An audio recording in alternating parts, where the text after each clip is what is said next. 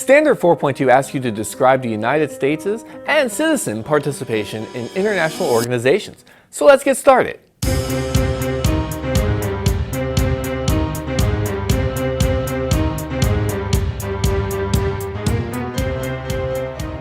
How's it going, everybody? Welcome to Virtual History 360. I'm Mr. Wade, and today we are reviewing Florida's updated Civics standards. Now, this might be your introduction to the standard or a review before the e.o.c. Either way, we're going to work through this content together. It might sound complicated, but don't worry, we're going to break it down together and you're going to be just fine. But if you aren't already subscribed to Virtual History, do yourself a favor and click the button now so that you can keep up with all of the standard review videos that'll be coming out this year. So, what do you say? Are you ready to jump right in with Standard CG.4.2? Here we go. First, let's talk about international organizations. These are institutions formed by countries from around the world to promote cooperation, address global challenges, and facilitate international relations. One example of such an organization is the United Nations, or the UN. The UN serves as a platform for member nations to discuss and work together on issues like peacekeeping, human rights, and sustainable development. Another important international organization is the North Atlantic Treaty Organization, or otherwise known as NATO. NATO is a military alliance that aims to safeguard the security and defense of its member nations, including the United States. It provides a framework for collective defense and cooperation among its members. Then you have the International Court of Justice, or ICJ. The ICJ is another significant organization. It is the principal judicial organ of the United Nations and settles legal disputes between member states. The ICJ plays a crucial role in maintaining international law and resolving conflicts peacefully.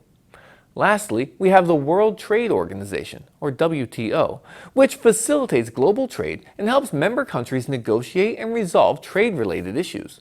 The WTO promotes fair and open trade practices, reduces trade barriers, and provides a platform for member nations to address trade disputes.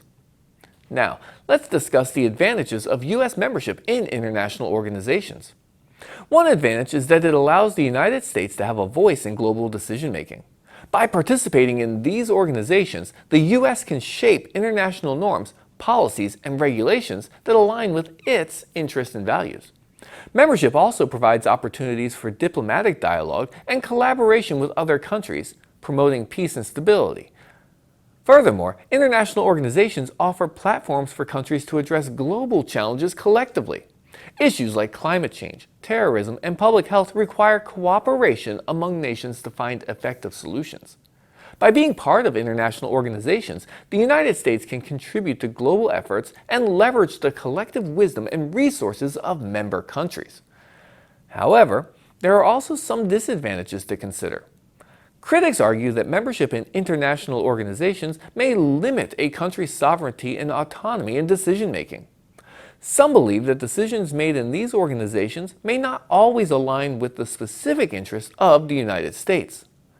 Additionally, membership often comes with financial obligations, such as paying dues or contributing to shared funds, which some people view as a burden on the national budget. Now, citizen participation in international organizations is another aspect to consider. While these organizations are primarily composed of member governments, citizens can still have an impact through their governments. They can express their opinion and concerns to their elected officials who represent them in these international forums. Additionally, citizens can engage in grassroots movements and advocacy campaigns to raise awareness and influence government policies related to international organizations. So, in conclusion, the United States' participation in international organizations plays a significant role in global affairs.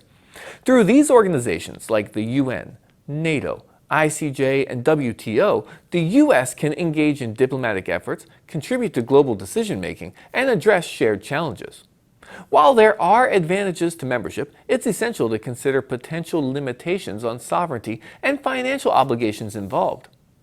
Citizen participation also allows individuals to have a voice in shaping their country's stance and policies within these organizations. Okay, I know that was a lot, but I know you're going to go deeper in this in class, okay? But hopefully you feel a little more confident about the content after watching this. But I do want to hear from you. Do you have any questions about these international organizations? If you do, leave them in the comments below so I can answer and we can have a conversation about it. Of course, while you're there, don't forget to hit like and don't forget to subscribe if you haven't already. And while you're there, be sure to check out my spring store. There's a link in the description where you can get your own virtual history t-shirts like the one you see me wearing today.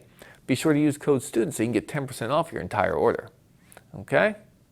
Be sure to check out my other videos also. I have the rest of this Civics playlist, other Civics, World, and US history, even 360 videos you can look all the way around.